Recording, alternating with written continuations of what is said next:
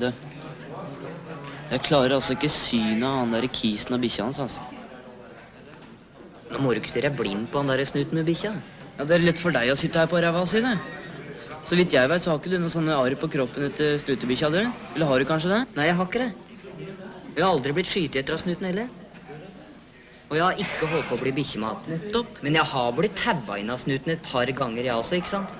Og det eneste jeg sier er at du må ikke se deg blind på den og den snuten med den og den bikkja. Å nei vel, nei, jeg må ikke det, nei. Fy faen, er det når du prøver å si nå?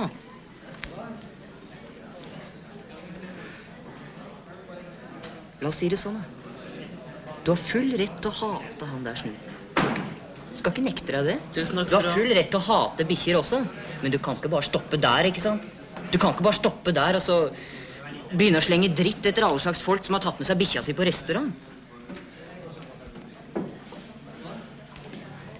Hva er det du vil, Len? Hva faen er det du vil fram til? Jeg vil fram til at han der snuten ikke er noe særsyn. Han er ikke noe rart dyr. Ja, men det har jeg ikke sagt heller. Nei, ikke vær barnslig, ja. Barnslig? Dere må se på, ikke sant? Det er hvem det er som gir snuten alle de der jævla våpna. Sånn at det blei mulig for han spesielle snuten å miste huet den natta. Ikke sant? Og hvem er det? Jo, det vet du like godt som meg. Den som sitter med skylda for det. Det er ikke noen forvirret og skremt snut som hater biltjuver. Nei da. Nei vel, nei. Da må du høyere opp, da. Opp til dem som bestemmer, ikke sant? Skjønner du det, eller?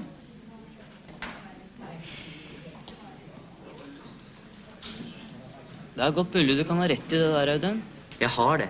Det, ikke vær så jævla svær, da. Det er bare at alt sammen blir så jævla digert på den måten du snakker, altså. Det blir så fjernt. Men sånn der snuten, han vet jeg jo hvem er, ikke sant?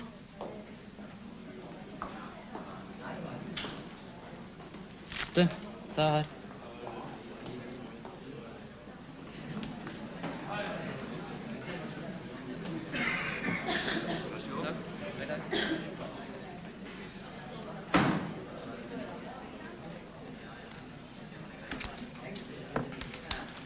Jeg skal si deg en annen ting, Audun.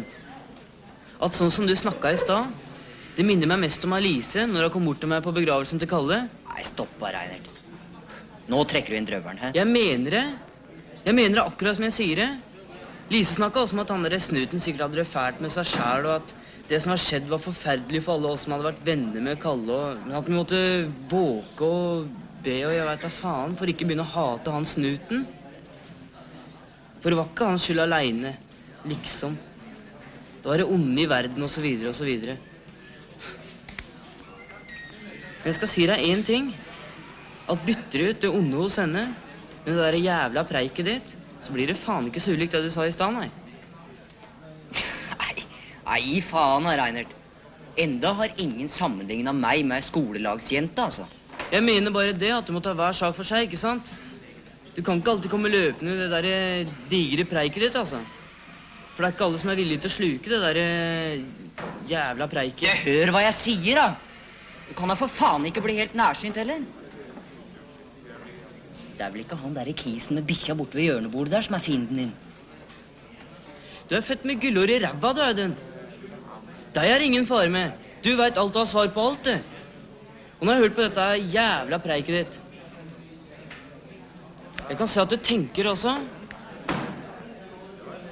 Du tenker at Reinert, han er hard negl, tenker jeg.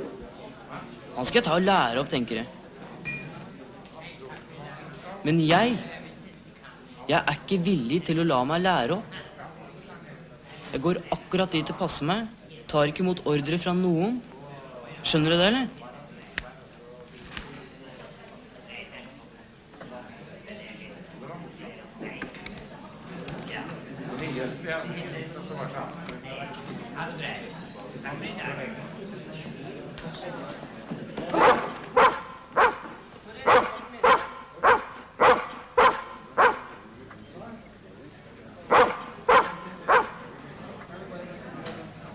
Jeg er jævlig lei for det.